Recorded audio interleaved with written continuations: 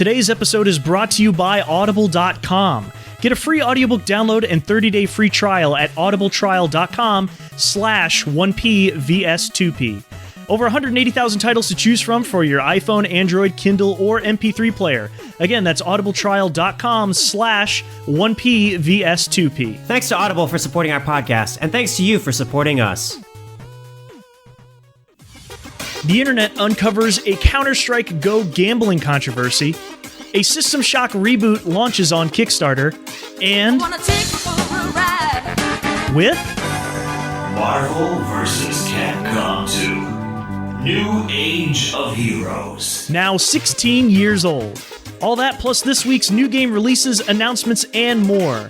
It's Wednesday, July 6th, 2016, and you're listening to the 1P vs. 2P podcast.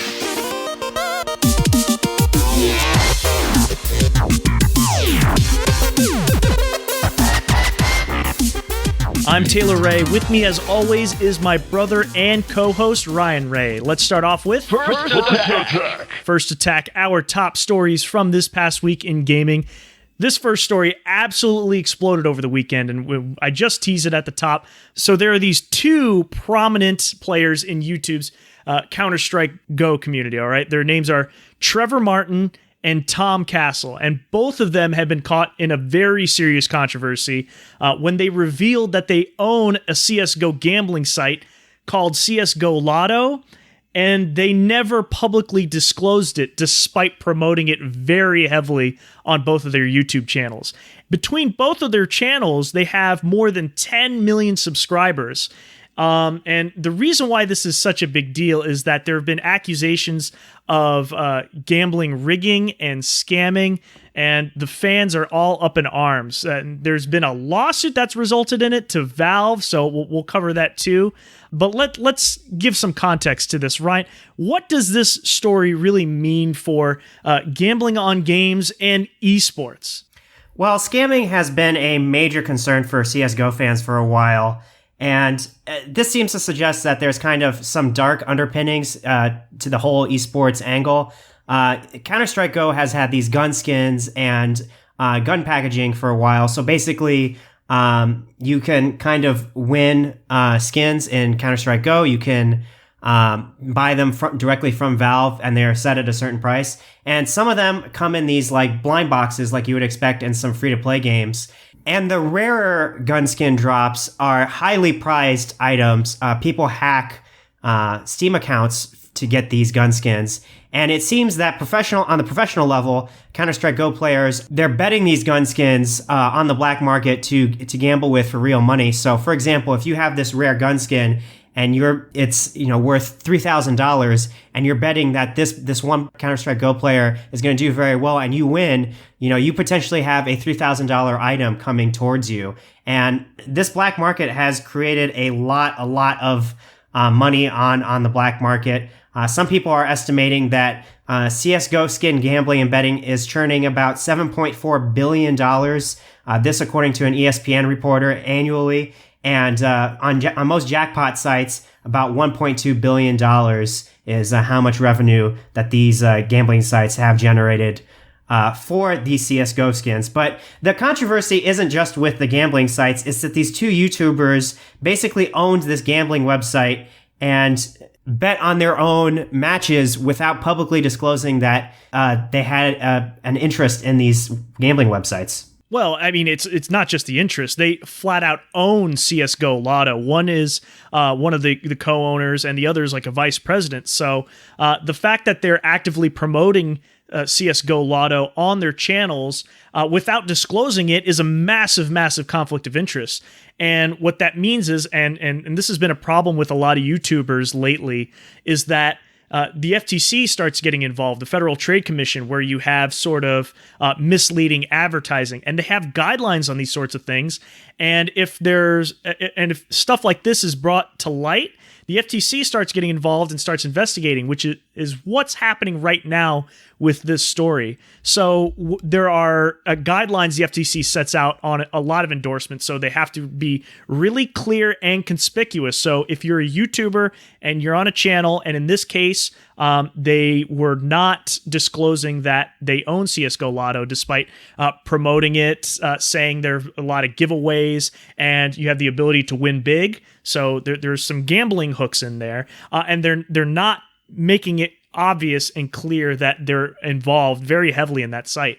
And then you have to repeat the disclosures quite a bit. So if you're running a lot of videos that are doing the giveaways, you have to keep saying this, I'm being sponsored by this site. Again, not something that either of these two prominent players have done. So it's really, really a huge, huge issue. You can't be involved in a lot of this deceptive and unfair advertising. And I think there are a lot of immature YouTubers out there who are very much involved in the esports community, and they have a lot of sponsorships. They have a lot of subscribers watching these videos, and if you're not disclosing them, that can be terrible. It can result in a lawsuit. So some kind of gray area legal versus illegal stuff going on right here. But the actual two YouTubers in question that we're talking about, both Martin and Castle, have since apologized, saying everything that they did for their fans, that what they did was legal and ethical. Martin said in a post, this past weekend, said, and this one is actually, it's been deleted as of this recording. He said, quote, "I've admitted to wishing I was more upfront about owning the site. It was always public info, but I was never very outspoken about it. My idea was to keep business, while the focus of YouTube was simply making entertaining content. Obviously, that was misleading to viewers and something I very much regret. I've never been perfect, and I own up 100% to that mistake." Well, he apologizes, but he's still probably very heavily profiting from this mistake. Taylor, I have a more academic question for you. A lot of sports people would say that a sport isn't really legitimized until it has like a big gambling scandal. For example, boxing, UFC. There's been a lot of legal action as far as match fixing and gambling. There's some very specific legislation on the books about betting on the NFL, betting on MLB, all these like sports betting stuff. And now that we see gaming trying to become more of esports, we see more games trying to include these gun skins.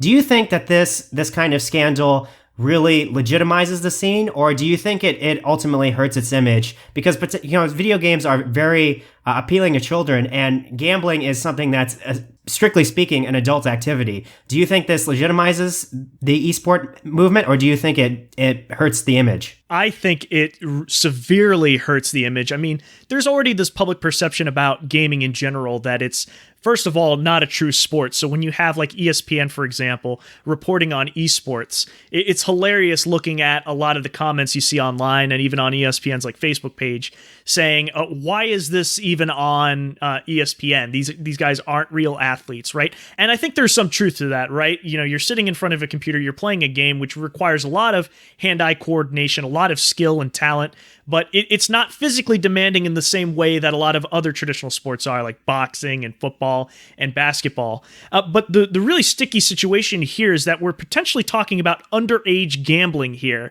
And this is a really unregulated market when it comes to the internet. And esports and gambling on esports is really in its infancy. And when scandals like this come up, and it's just huge news, especially when it involves very popular YouTubers. There's a huge audience there, and I really think it hurts the image of not only esports, but the gaming community in general. So, at best, we're talking about professional players that are promoting gambling, but misleading their audience on how they're involved with that gambling. And at worst, again, we're talking about these third-party sites gambling on Counter-Strike Go, and your only age requirement to place bets for these gun skins that can be, cashed in for real-life money. You only need to be 13 years old, so it can be a potentially, this could be big news on down the line as soon as the FTC gets involved. So, and as a result of this whole controversy, we've already heard news that Valve is already being sued by a player saying they are facilitating some potentially illegal gambling sites online. So I wouldn't be surprised if we see like a class action lawsuit come out of this, where more people start adding to that lawsuit. But man, this really hurts the image, I think. Yeah, at the kinds of numbers that are coming out of this controversy, I would expect to see some government regulation out of this. When there is an unregulated gambling force and it's the number of numbers in the billions, expect to see some investigations going on with this practice. Of course, the FTC has already come down on YouTubers for deceptive advertising practices before. Late last year, there was an investigation into Machinima. They were advertising on the behalf of Microsoft and Xbox One, giving money to YouTubers, and the YouTubers didn't disclose that. And then it kind of came out, and it kind of got more or less swept under the rug. But the FTC kind of slapped the hand of the YouTubers, saying like, okay, you really shouldn't do that in the first place, which what led the Federal Trade Commission to eventually set out these guidelines for advertising on the internet. So we'll see where this story goes. We'll follow it for sure. But wow, this story really did blow up over the weekend. And if you want to learn more about this entire YouTube CSGO controversy, just check out the link in the show notes. We're going to be posting all the stories so you can follow along. But this is absolutely big news that we're going to continue to follow, so stay tuned on that. Let's move on to our next story, which is a report that Nintendo is interested in VR, virtual reality. This is according to a Japanese Twitter user called N Styles, and he claims he was at a recent Nintendo shareholders meeting, which we now know to be true because there's an English transcript of this meeting, and he was live tweeting what was apparently said. So Nintendo in this meeting did not confirm they were releasing a new VR device. We still don't know much about the NX at this point, but we know that they're involved somewhat, especially recently. Ryan, what is that about?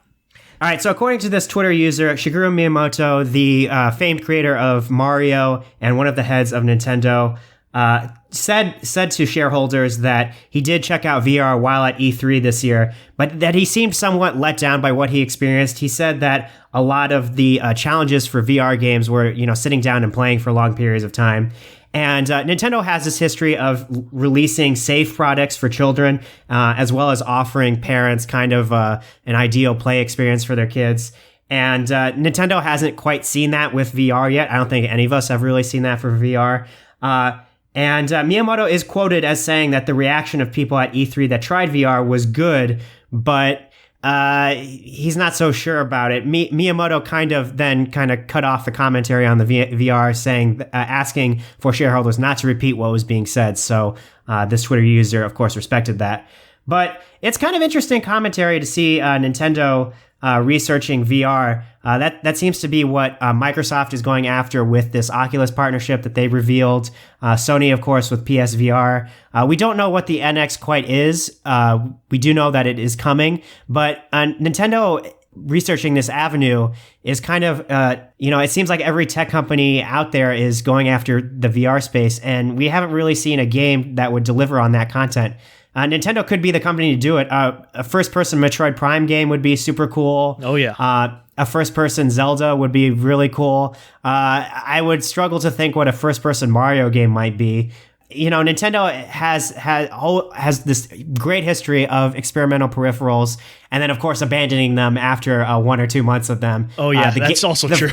The Virtual Boy, the Game Boy printer, the e-reader for Game Boy Advance. I could go on and on and on, but could be potentially very interesting news. Well, yeah, and this seems to hint at that the NX is not a true VR headset, but that they're exploring VR as, let's say, a peripheral accessory. That's what I'm predicting right now.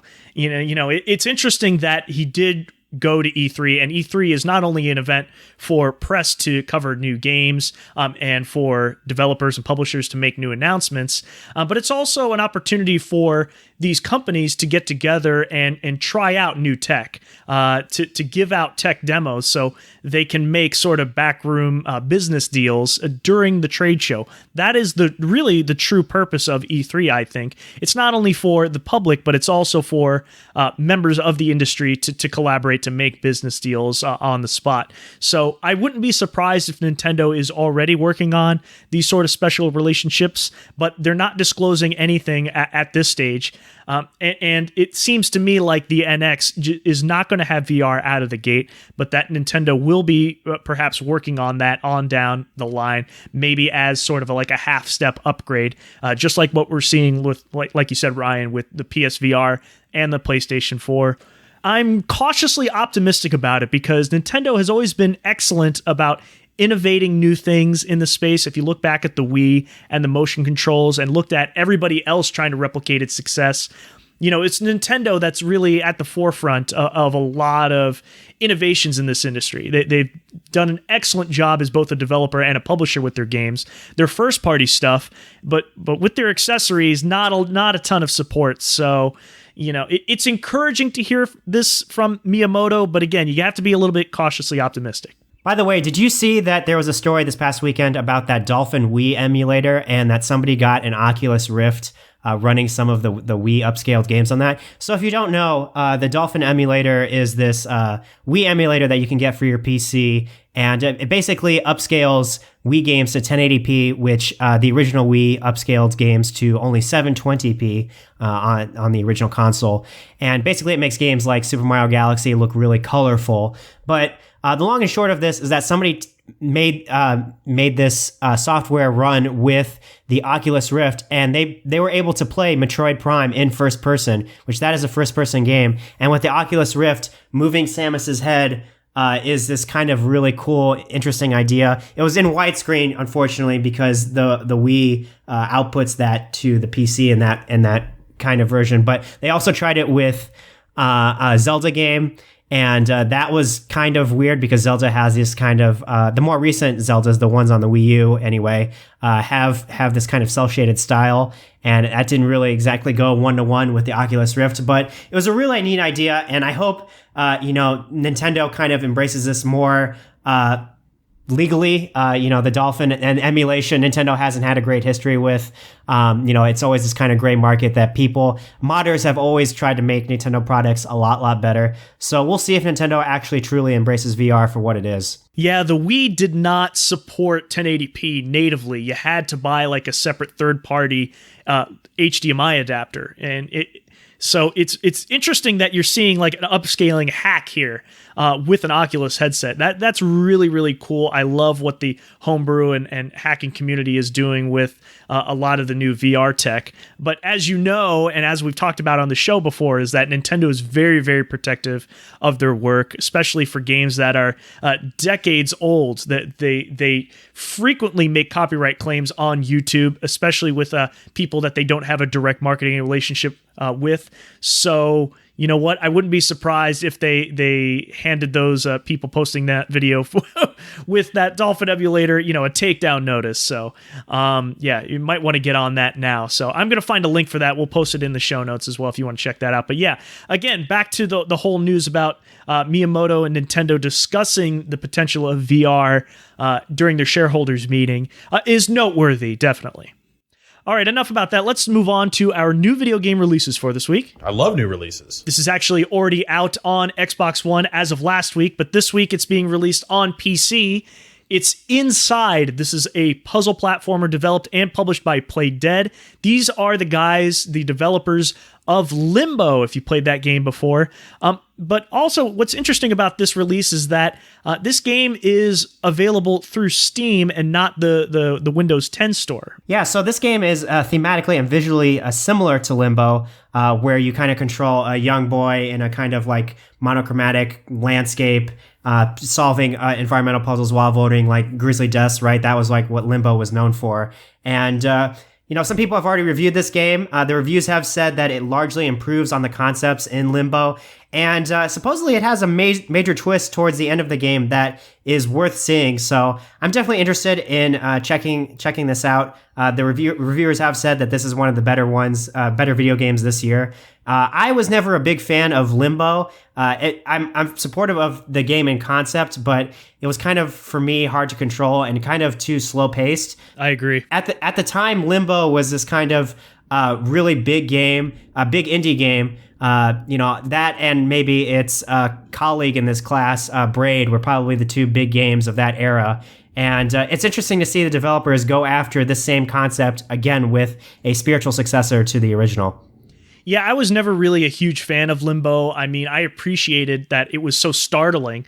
You know, it had a very, very neat monochromatic art style, very, very eerie. And then it was so unexpected. Like the first time you encountered this spider lurking in the shadows, and then all of a sudden it impales this little boy. I was like, oh my God, I did not see that coming.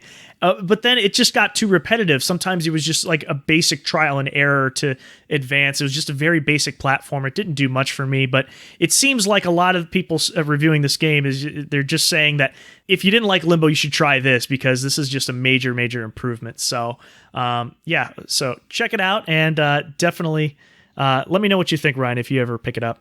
Let's move on to Star Ocean Integrity and Faithlessness on PS4. This is the 5th entry in this very long-running JRPG franchise.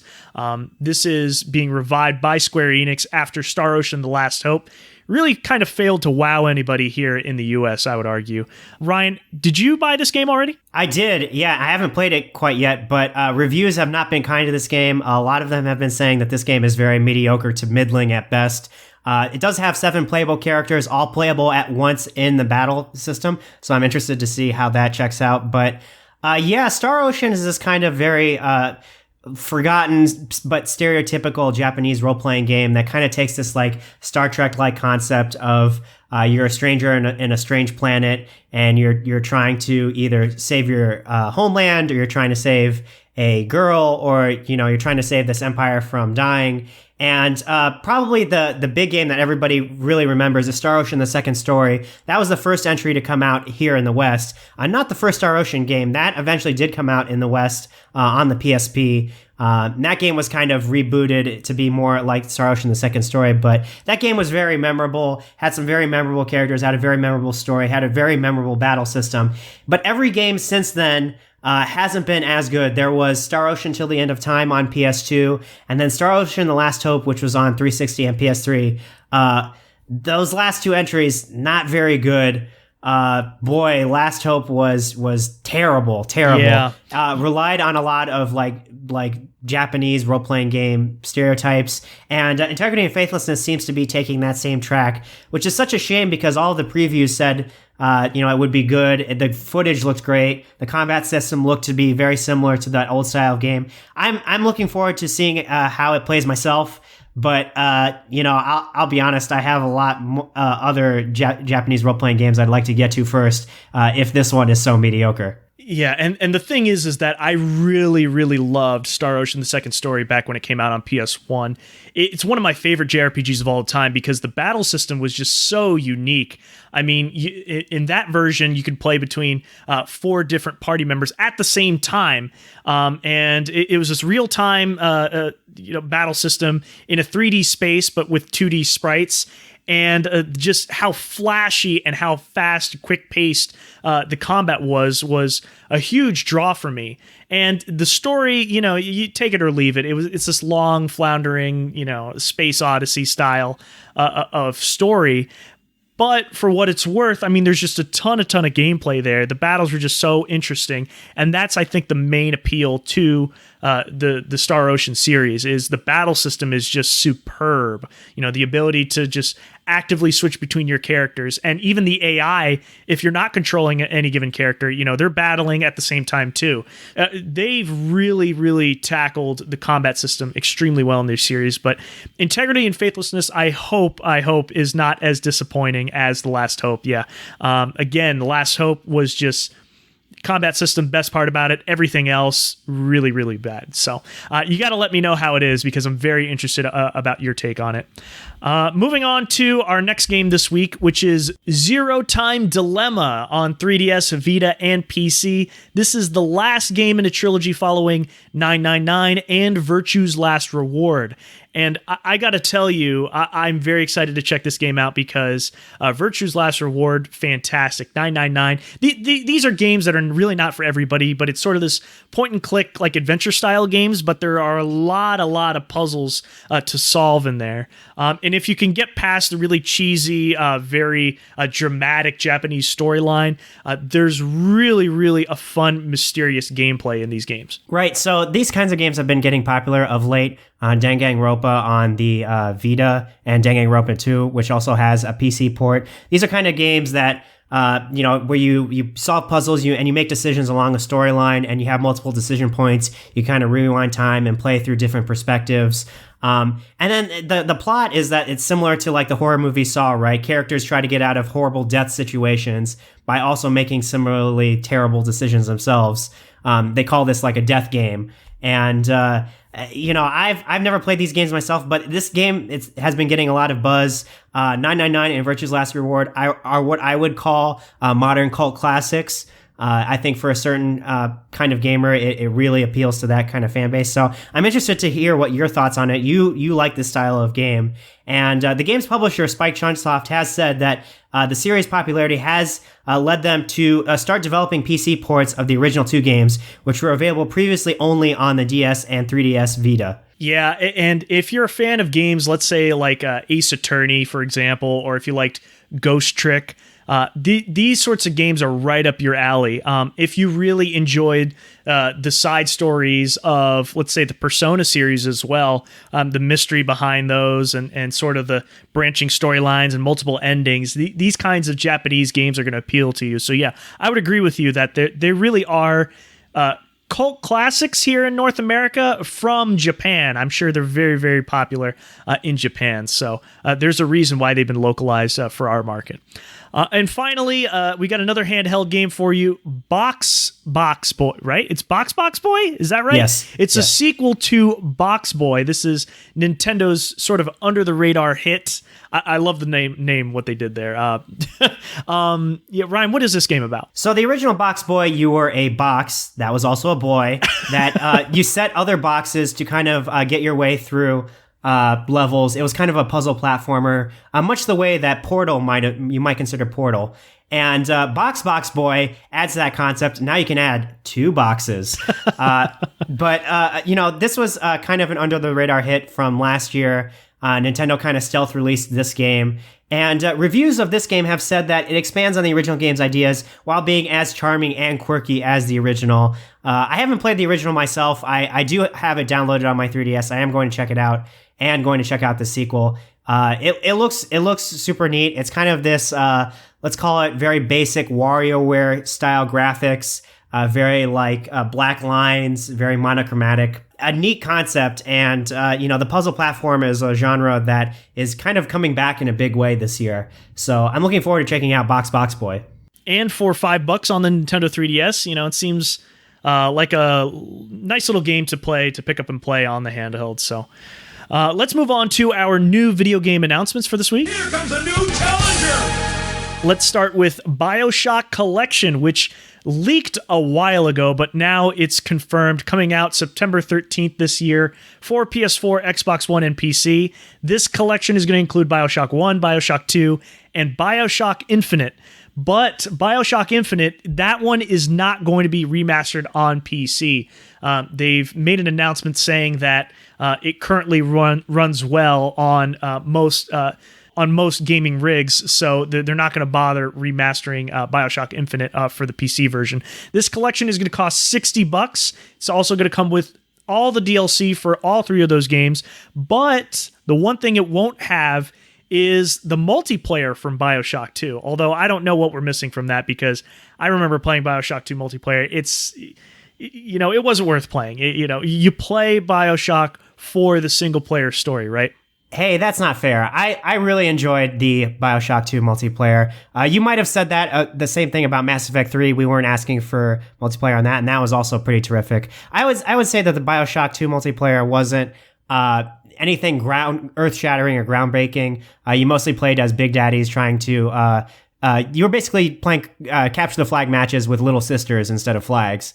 And it wasn't anything monumental, but it was kind of a neat idea to use the like plasmids as like traps and use them in a multiplayer setting. But anyway, that's besides the point. It's really cool, I think, that they're doing this remaster. They're also going to be adding director commentary from series designer Ken Levine. And what's really cool, I think, about this is that PC owners of the first 2 BioShock games will get this remastered version for free. So you're not going to have to, if you own the BioShock games on PC, you will not have to shell out extra money for this remastered collection, which I think is a really smart move. Of course, these games have been like pennies on the dollar if you bought the PC version at this point. They're so old.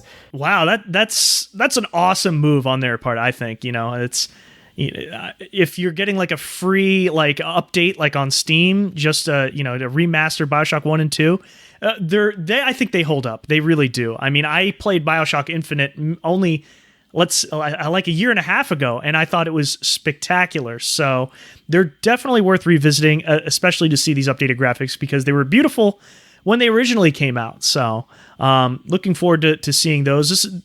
This is a series I think that was ripe for a remaster, and I think totally deserved it. Let's talk about what we teased at the top of the show, which is System Shock. This is not a remaster. It's getting a reboot, all right? So it's already open for crowdfunding. They're only about $100,000 short of their Kickstarter goal as of this recording right now. So it's likely that they're going to get funded. This Kickstarter launched last week. Basically, this is interesting about this System Shock reboot is that what's different from a lot of other campaigns out there is that they don't have like a working prototype or demo, but this time they have this pre-alpha demo that's already available on GOG.com.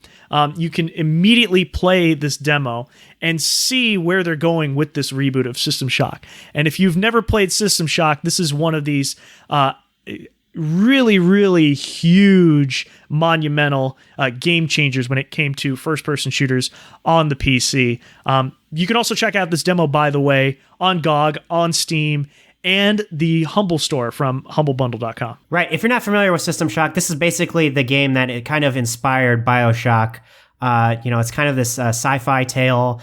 Shodan as the series villain is kind of this like Shodan as this kind of like the computer AI system that's kind of your secret adversary throughout the whole thing, is this inspiration for so many other sci-fi tales that video games would have to tell after this original game came out.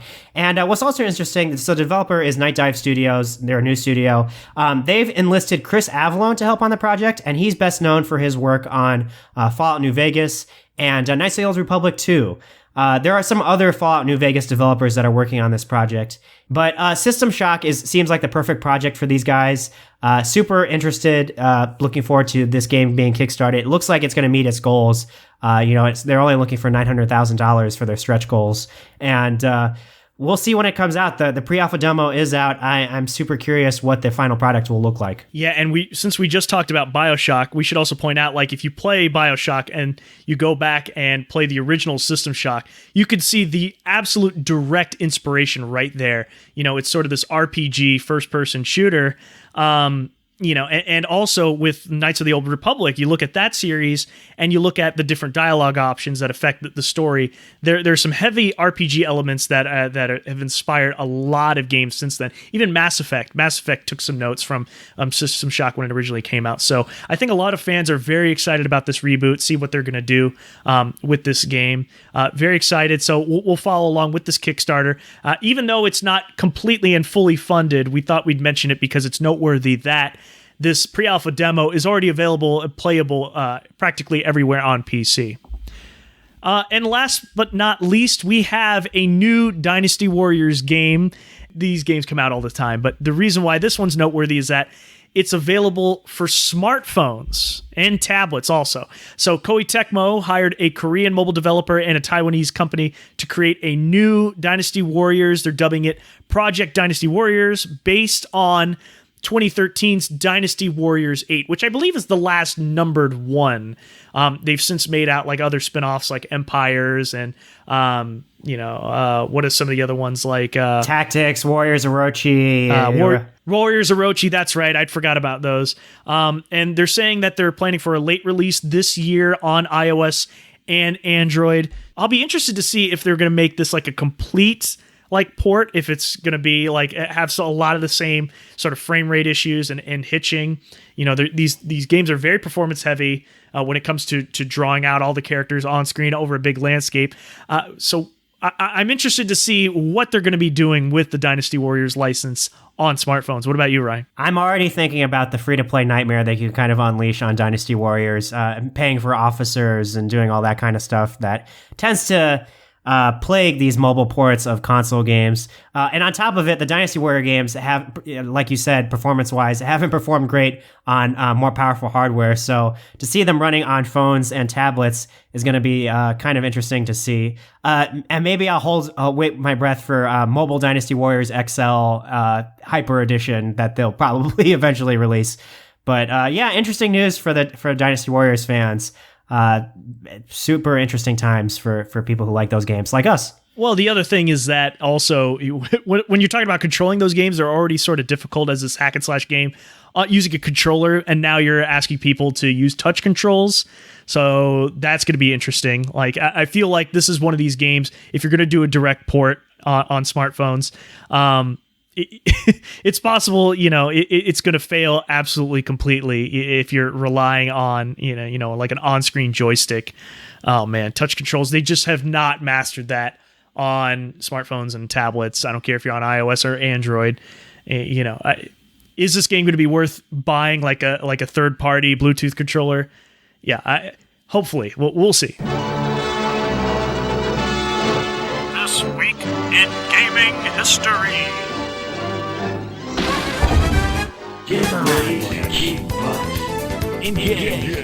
This week in gaming history, Marvel vs. Capcom 2, which was originally released on the Sega Dreamcast on June 29th, 2000, making this 16 years old. And actually, the full title of it was Marvel vs. Capcom 2 New Age of Heroes. It's this crossover fighting game and if you've never heard of it, where have you been? I mean, this is one of the most popular fighting games of all time. It really sort of spawned the esports fighting game community, really popularized it in a big way all those years ago. You had all these pop-up tournaments in arcades as early as 2000. This game received ports on not only the Dreamcast, obviously, when it was originally released, but on the PS2, on the PS3, even on the Xbox 360, even on the original Xbox, and also on iOS devices. So it's had a long history, very popular fighting game. And if you've never played it, now is a great time to revisit it. And believe it or not, this is actually the fourth game in that Marvel vs. Capcom series because you had X-Men vs. Street Fighter, and you also had Marvel vs. Capcom 1, Clash of Superheroes, and then I'm forgetting what the third one is. But anyway, there's just a lot of groundbreaking stuff from this fighting game. Ryan, why don't you cover some of those? Right. It's a fighting game with over 56 playable characters, both from the Marvel side of things and the Capcom side of things. There weren't a lot of crossover fighting games, and this is the big one that really popularized that genre. Very colorful game, very colorful graphics. The gameplay-wise, it had kind of a tag team system. You picked 3 characters and one active character doing the fighting, and then you can kind of call in the other 2 characters as assists, or you could actually switch them in. The teams of 3 would battle each other out. A very competitive. Also had a very early example of a video game meme with It's Marvel, baby. Yep. It's Marvel, baby. Yeah. All those. That Mango Sentinel. Oh, he got the Mango Sentinel. Mango Sentinel, Hiso Pringles. Oh, he's so Pringles. Where your curly mustache at? That all came from Marvel vs. Capcom 2, this excellent YouTube video, which Taylor needs to link in the show notes, and I suspected that he will. Yeah. But this game, it was also on the Dreamcast port, also known for a very jazzy soundtrack that was kind of, to put it frankly, really weird at the time, but ended up being one of the things that really set it apart. I Want to Take You for a Ride on the character select screen. Yeah, and there were the other jazz songs on that entire soundtrack that just made the game have this kind of really weird feeling. But this game was just a very of its time, of its era, but very fun. Lots of infinite combos that you could spawn. My personal favorite team was Ryu, Iron Man, and Morgan. And that just like wrecked shop with all the Hadouken and beam style projectiles. Iron Man, of course, famously was very OP in this game. You can kind of forever spam his particle cannon. and really decimate entire teams. I wrecked Taylor's shop quite a bit using that move. No. I felt like we were pretty even in that game. My personal team that I love to play as was Gambit, Dr. Doom, and Akuma. Also, if you look at a lot of the YouTube videos out there, and sometimes I would switch in Magneto too. Dr. Doom and Magneto are very popular characters to pick because of the way they can just infinitely chain their attacks. You can immediately just trap, your enemy, your opponent, and just juggle them forever until they die. So very OP. There was a sort of a weird character balance if you paid very close attention to the competitive fighting scene surrounding Marvel vs. Capcom 2. Another very popular pick was the Sentinel. Very OP, again, could juggle quite a bit. So very difficult to overcome.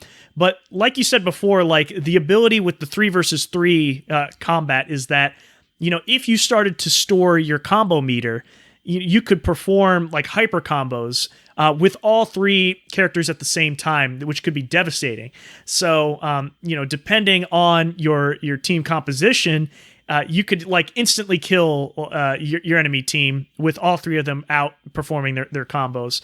So it was very, very, very cool system. And also the ability to customize your different assists, which was also very interesting. So, if you preferred, let's say like a support character like a Mingo who could actually like heal you and give you some buffs, that was interesting versus other assist characters that could just pop in and just do a quick strike. It was pretty cool.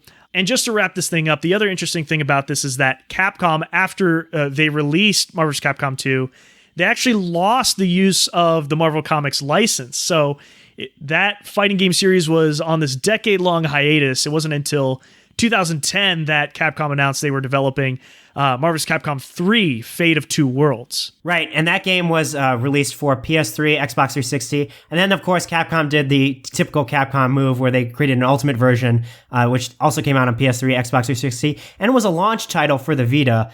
Of course, the release of this game caused Marvel to, again, pull Capcom's license for their superheroes, and since then, they've also pulled sale of this game. You can't buy it on any digital platforms anymore, or the DLC, which is really, really crazy. Probably one of the most historic examples of that happening. But yeah, this has led to more recent speculation that they're thinking about making a Marvel vs. Capcom 4, which I would be super interested in. Marvel vs. Capcom 2 is one of those fighting games that I think really captured a moment in gaming history and was probably the last big time a lot of people were super invested in a fighting game. So let's celebrate it today with its 16th birthday. And if you still have a local arcade and they don't have Marvel vs. Capcom 2, it's not a true arcade, because this game, when we were growing up, we always gravitated towards it. There was always a huge crowd, a line of people waiting to play this game, a lot of pop-up tournaments around it. So if you haven't gotten a chance to play it authentically on the arcade, you've got to find it somewhere where you live. So also, let's ask, who was your favorite team in Marvel vs. Capcom 2? If you played it back then, tell us, share with us who your favorite team was. Tell us by commenting on our Facebook page, tweeting at 1pvs2p_podcast, or email us podcast@1pvs2p.com. You can also call us, leave us a voicemail, or send a text to 571-418-GAME. That's 571-418-4263. And we might just read or play your message on our next episode. So again, tell us who your favorite 3-person team was in Marvel vs. Capcom 2. Show us your curly mustache. All right, let's wrap this thing up. Ryan, you ready for the bonus stage? Yeah, let's do it.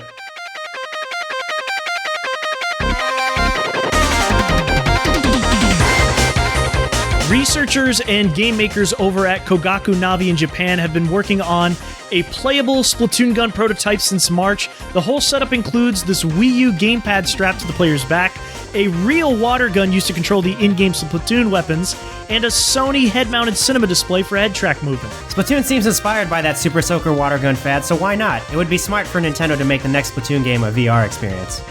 Speaking of VR and Nintendo, a modder by the name of Remco van Brekkel made a mod for NES Duck Hunt that runs a VR version of the game on the HTC Vive. Using what appears to be the same sprites from the original game, this mod puts 2 orange NES zappers in your hands with the helpful dog from the original game. At this moment, the Duck Hunt mod is a short, free, downloadable demo. As soon as the Nintendo overlords get word of this is going to get taken down, but still, this is like my childhood relived in VR. It's really, really an impressive demo. Popular YouTuber Matt Pat, the so-called king of fan theories, met Pope Francis earlier this year as a part of a summit that explored how the internet brings people together. When meeting the Pope, it's apparently customary to gift him something representative of your culture, so he gave the Pope a Steam key for Undertale, saying, quote, "This year is the Pope's self-proclaimed year of mercy for the Catholic Church, and what's the reoccurring theme throughout Undertale? Mercy. Undertale represents an evolution for gamers and what they expect from the games that they play, making it the single best representative of where we are as a community today." A, it's amazing that the Pope has a Steam account. B, do you think the Pope will be a pacifist on Undertale, or do you think he's going to do a genocide playthrough? Only one of these is the Catholic way of doing things. Yeah, well said. Yeah, exactly. What do you think his Steam name is, anyway? Pope Bong Rip 420XX. All right, we gotta end it after that. That's it. If you liked our show, please subscribe, rate, and review us on iTunes and Stitcher. Please let us know what you think of our show. You can also listen to us on Google Play Music, TuneIn, Clamor, or our site, which is 1pvs2p.com, or search for us using your favorite podcast app. Our sources for this week's stories have been posted at the link in the show notes. Like us on Facebook and follow us on Twitter at 1pvs2p_podcast. Check us out on YouTube and Twitch, twitch.tv/1pvs2p_podcast. We're streaming more and more nowadays. As always, we want to thank Phonetic Hero for the use of his songs for our show, Coffee Stomp and Super Manly Brothers X. Both songs are part of the compilation project Chiptunes = Win. Thanks for listening, everybody. We'll see you next week. I want to take you for a ride.